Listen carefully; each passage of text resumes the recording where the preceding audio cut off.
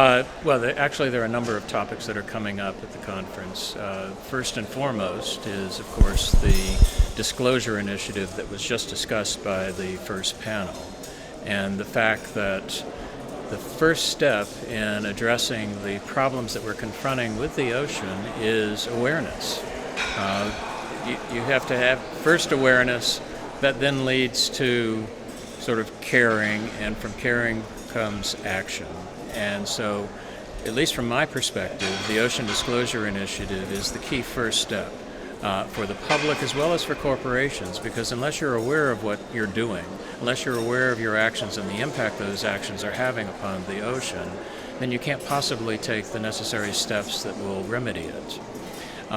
Another issue that, again, to me is important is this connection between the economy and the environment.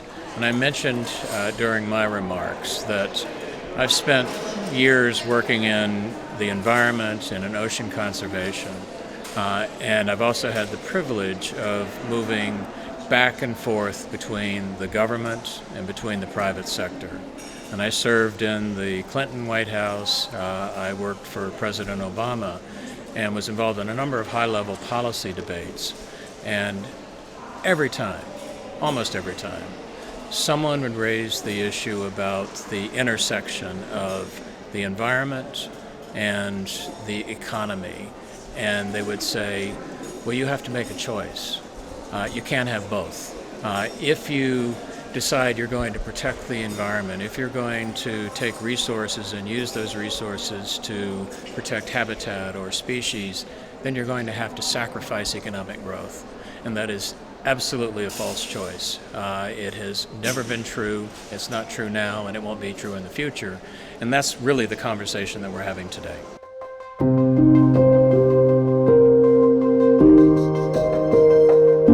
Well, first of all, we all have to make progress. We haven't done enough. There's a lot more work that has to be done. But I think that what is being demonstrated today, and the fact that the One Ocean Foundation is sponsoring this summit and has brought together all of these thought leaders from around the world and from Europe, is that you've begun to take the lead on these issues and demonstrating that there is this connection between the economy and the environment, and that you can't have a strong economy if you don't have a strong environment. And so you've laid the foundation for the work that has to follow.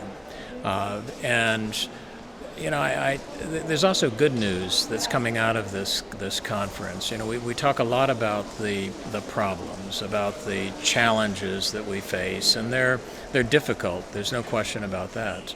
But the good news is that we know what needs to be done. It's not that we need more research. We know how to do it. It's now a question of, do we have the political will to actually carry forward the changes that are necessary.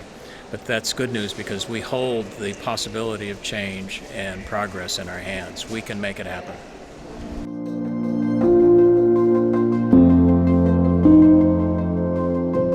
Well, first of all, we have to make progress in the next 7 years. We really need to take the critical steps between now and 2030. If we're going to achieve the ultimate goal that we've set for ourselves in 2050.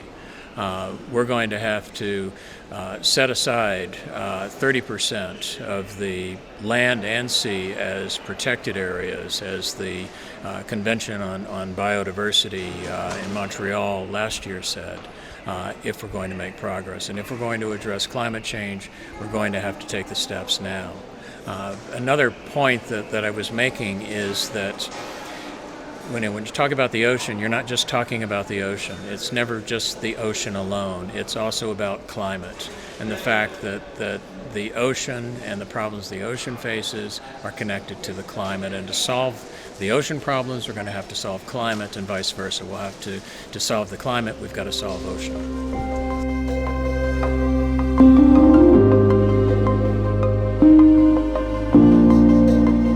You know, I don't know that there's one country. I would say that in terms of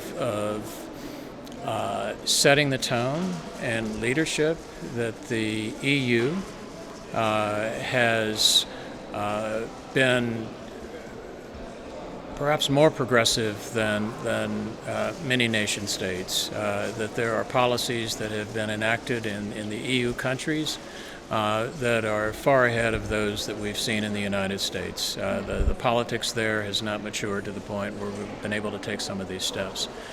So many of the things that you take for granted now are just being considered in many other countries.